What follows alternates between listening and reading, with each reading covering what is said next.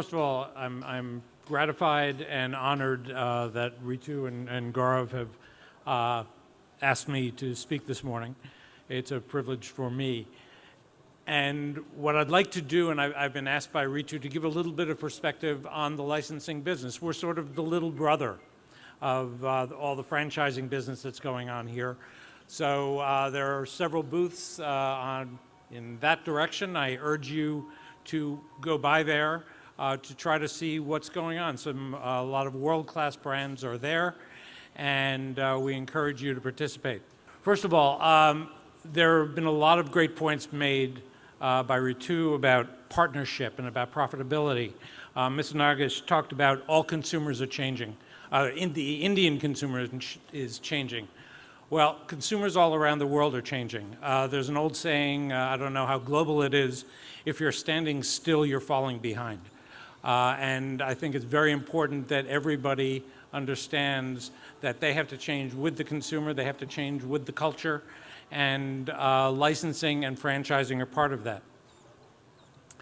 Just a couple of minutes of explanation of who we are. Lima is a global organization of companies who are in the trademark licensing business. We have about 1,000 member companies, a little over that. You can see where we have offices and where we have representatives, and we're gratified to be here. India is among the countries in which we're represented, and we're very gratified to work with Ritu and Gaurav on our business. We sponsor trade shows all over the world. I just came from London from the Brand Licensing Europe. Next week in Shanghai, there's a rather major trade show in the licensing business. The big one is every June in Vegas. I urge any of you who have interest in the licensing business and in popular culture to come and join us in June in Las Vegas. It's quite the exposition. You get a broad cross-section of corporate brands, of entertainment brands, of sporting brands, of celebrity brands of all sorts, which people are applying to products and services. Here's the definition of licensing that we work with. I'm not going to read it aloud to you. It's a very legalistic definition. When I first started covering the licensing business as a journalist, I was told that actually licensing is really the Attorney's Full Employment Act. It keeps lots of lawyers busy. It's a very legalistic business. This is the kind of legalistic definition that you're seeing over my shoulder. But it leaves out a very important word, which is emotion. If you have a brand, whether it's a franchise brand or a licensed brand or any sort of brand, it means nothing unless it makes somebody feel something. The emotion might be trust, the emotion might be humor, the emotion might be love or identification, but unless that brand makes you feel something, you've really got nothing to work with. You've got nothing in franchising unless somebody trusts your brand, a consumer and your franchisees trust the brand. You've got nothing in licensing when you're applying it to products and services. So if you're an IP owner, if you're a brand owner, what are you trying to do if you're getting into licensing, into trademark licensing? You're trying to increase and enhance the consumer awareness. That's an obvious part. You're trying to increase the impressions, which is a similar thing. Obviously, you're trying to generate royalty income. In some cases, what you're trying to do is protect your brand from other people using it. Now, every different deal in the licensing business, those goals that we're looking at over there, there's a different hierarchy. In some cases, protection is the major thing. There's a small company called McDonald's. I don't know if you've heard of it. That for many years could not do business in South Africa because somebody very early on had taken the trademark and registered it. And it took many, many years of litigation and negotiation before McDonald's was able to do business. So sometimes the reason you establish a licensing program might be to protect a brand. Coca-Cola has one of the largest corporate brand licensing programs on all sorts of merchandise, and the reason they got into it in the first place was not to make money, because they could have the largest licensing program in the world. They're still going to be a beverage company at their heart. but they needed to protect their brand in countries around the world, and licensing was a way for them to do that. For licensees, for manufacturers out there, or for retailers who often license brands directly themselves, the goal is to sell more stuff, to put it very bluntly. Now, selling more stuff can take a lot of different phases, shall we say. It might mean gaining more shelf space in a retailer you're already doing with as a licensee. It might mean getting into new retail distribution because you've aligned with a particularly strong brand or desirable brand. But it's really about selling more stuff. If I have a blue t-shirt, if I'm a manufacturer of t-shirts, the reason that I might license, say, a Delhi Devils logo and put it on that t-shirt is because I know that I can sell a lot more t-shirts with that logo than just a plain t-shirt. I'm making the business calculation that I can sell enough more to account for the royalty and the other costs involved with taking a license. But it's all about, as I go back to that word, emotion. Nobody identifies with a blue t-shirt. Somebody might identify a lot more strongly if it has the logo of the New York Yankees or whatever sport team it is. So that's the goal of licensing. One of the differences between, my perception anyway, coming from the licensing world, between the licensing world and the franchising world, I think there's a lot more room for creativity by all the partners involved. In a lot of businesses, the basic philosophy is you follow the way we tell you to do it, and we'll all make a lot of money and everybody will be fine. In licensing, what you're trying to do is blend the talents of both sides of the equation. The IP owner is giving you the logo, or into the partnership. They're lending the logo or the character, whatever. They're giving you design support in creating a product. They're giving you access to assets. If you're a movie company, you're giving pictures of the actors, you're giving logos and things of that sort. You're lending the market presence, the marketing support that you give to a film or a sports team or whatever it might be, or a corporate brand. What the licensee is contributing is their own design expertise. They know their category of business.